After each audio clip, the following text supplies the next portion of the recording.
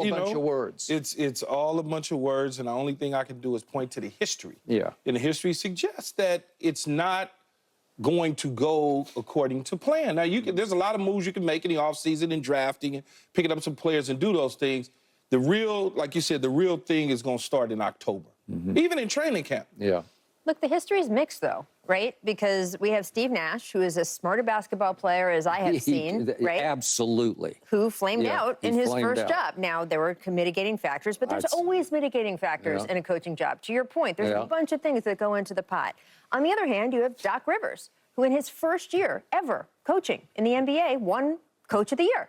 So we have seen it. Larry Bird was really good. Larry Bird was great. Larry Bird was great. He won 7 series in the NBA playoffs. He won 7 of them. Right. He was there 3 years, and then he just got burned out and didn't want to do it anymore. Jason Kidd, though, on the other hand, who became a great coach. Yes, this could be a stepping stone. One of the better coaches in the league.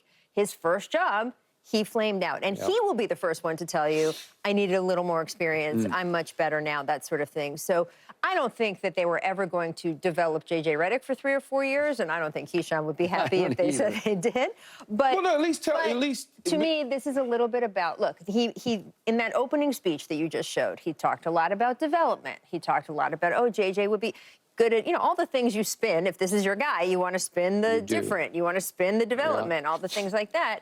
So, look, if that's their goal, and they want to develop JJ and they want to develop the players at the same time, we've seen plenty of teams around the league that have done that with a younger coach and a sort of, more scattered roster, and they win a few games, and the next year they win more and all of that. However, at the same time, they sat up there and talked about championships. The goal is still to win a championship. JJ said that the roster is not far away from being a championship roster, which when you look around the West, I would not agree with that assessment. I think that it completely could get there because they've got the most important ingredients. They've got 2 top 10 players. But there has to be some pretty significant changes to be close to a championship in the Western Conference. And that's not a JJ thing, frankly. I feel like I'm a sponge when it comes to certain things, and I soak it all up. I was told early on they want to coach not just for today, but for the future. That was what I was told. Yes. That's what I'm just saying. So now you get to the press conference, and you're saying something totally different. That's why I'm saying, just tell me the truth. Is it really about the future if it's about right now? Because if it was about right now, you got rid of 2 coaches in the last 4 years that took you pretty far in situations. So if they were still in place, you'd have an opportunity and a chance, I feel like. A coach with no experience that's young, and he could turn into look, the first-time guys in general that people put on lists to go get don't always turn out to be the best bet. Right. Okay? And by the way, he could be, I have no doubt. He might be the best coach ever 4 years from now. I have no doubt. Seriously, I can sit up here and tell you that I have 0 doubt that J.J. Redick will be a very good NBA coach. He will get there. Is he going to get there in the next couple years? Is he going to get there with the Lakers? That's the problem. It's the Lakers. And LeBron has a clock that's a ticking. And Anthony Davis, for all it's worth, he has a clock that's a ticking too. We act like Anthony Davis is 22 years old the way we talk. Just because LeBron is playing at 40, everybody assumes Anthony Davis is going to play these 40. It doesn't work like that. So it's like, okay, are we trying to get this thing done before LeBron goes off and does something else with his life and his family and his kids and everything else? If that's the case, why didn't we stay with Ham and keep it going?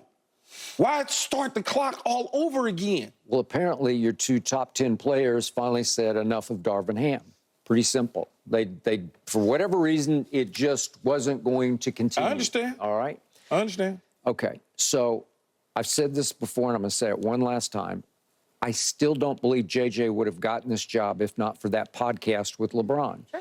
And I could be wrong about that, but and that's okay, though. It meant a lot. No, it did. Yeah. Okay? And yet, ironically, he said yesterday that that's the end of the podcast. And I'm thinking, seriously, I thought this because it's sort of the appeal of JJ because he does speak for a living.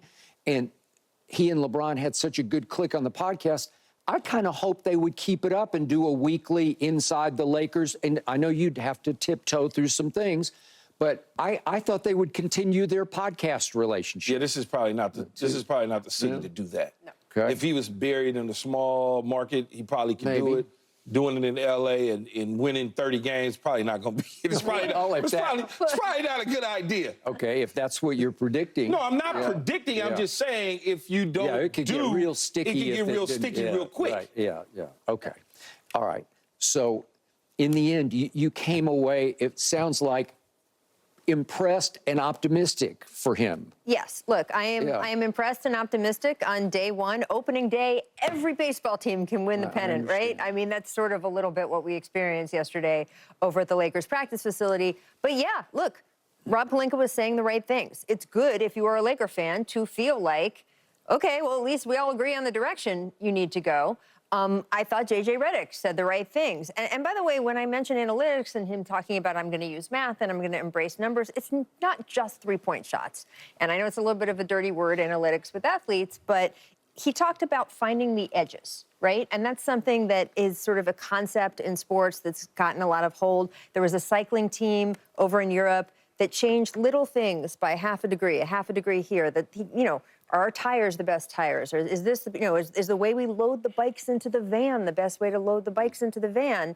And by making those little edge 5%, 10% changes, all of a sudden their bike riders were winning the Tour de France. Yeah. And that is an idea in modern coaching that is popular, and you need to be an analytics-based coach to get those little edges. I think Anthony Davis, to your point, is going to be a benefit of those little edges. I do not think Anthony Davis has reached his full potential. I think JJ is a great coach to try to unlock some of that. We'll have to see if he can. But that, to me, is actually probably the best fit of all of the fits. Well, I guess because I'm a Laker fan, it's certain things, as a former athlete, certain things are scary to me, whether you've been in a locker room as a player or not. When you have to make adjustments on the fly, what I'm envisioning, how is he going to outsmart Mikey Malone up in Denver? How is he going to outsmart our guy in Spo down in Miami? Does he know to call a timeout right now? Those are the sort of things that scare me. Like, when do you make the adjustments? What's your rotation going to look like? Because Darvin Ham got criticized at times about the rotation a year ago. So all of those sort of things, it's like, okay, when is that going to happen? Where's your assistant that's going to help you? Well, who's your assistant? I don't have that information. No. So everything is still kind of like, I don't know yet. I just don't know. And because in this day and age, as much as I love LeBron and we love LeBron, Skip, you like him as a person, not so much as a Jordan basketball comp, but true. Players in the NBA, and you know this, Rachel, this isn't LeBron 10 years ago when guys were walking in the league going, wow, this is LeBron James. Yeah. They don't give a damn now. So when I think they give a damn. No. Hold on, Skip. I'm talking about what he says on the team because they feel like when you don't have a guy like Brooks on the team that can care less. What's going to happen when you have a Robert Horry on your type team that don't care about what you're talking about as a coach, like Danny Ainge figured out? How would JJ respond to that? Many people will say, oh, he can handle it. I had Paul Pierce over here talking about yesterday when he was with him for 2 years at the Clippers. He didn't seem as a leader, as a coach, in how to respond to certain players. That part, to me, makes me go, oh, okay. Because I know as a head coach, you can have challenging situations that come up. Okay. How you going to handle that? All right. I'm with you, and I have voiced this several times, and I'll do it again one more time before we give him his lead into this and just let it go and see what happens. But he's not coming from the mold that a lot of these first-time head coaches came from because he was not the point guard. He was not a locker room leader. I've talked to several people. I told you yesterday, and I told Paul, I'm talking to people even back to the Philadelphia days, quiet in the locker room, stayed to himself in the locker room, not what you'd call a natural-born locker room speaker or leader. So when I look at Larry Bird or Doc Rivers, I say, oh, well, but they led their basketball teams and they just stepped right in as a head coach without head coaching experience, but they had leadership experience in both cases. And Larry was kind of the point forward of that team, and Doc was the point guard of the teams he was on. Okay, so he doesn't have the natural background that would lend itself to say, okay, Now you'll just continue on doing what you did. You led basketball teams. Now you'll coach lead And Steve basketball Kerr teams. was a voice in the locker room in Chicago. I was there, and well, you were around. But listen, every time we needed a quote, the spokesman for the team, when Michael didn't feel like speaking to the media, which was occasionally and maybe even more than occasionally, you go to Steve Kerr because he was the voice of reason. He saw all and he knew all and he could put it in perspective. And it didn't surprise me a bit after, well, Mark Jackson, the ultimate point guard leader. So he had instilled all the right qualities in those young Golden State Warriors. He had taught them how to win at this level, and Steve inherited the perfect team at the perfect time, and the rest is history, right? I mean, you go down the list of first-time head coaches, and I was just looking at my list. Pretty much everybody's on here that were point guards except like Quinn Buckner and Well, Quinn was. Was he a He point? was, yeah. Thought he was a two. ran the show. No, Yeah, but everybody on here is points then. yeah, okay. Literally. They just are. They just are, okay? JJ, and we're kind of shattering the mold. But does anybody disagree about his IQ? No, he's got high basketball IQ. And he's extremely, glib, and he's impressed LeBron on the deepest X and O level in the podcast.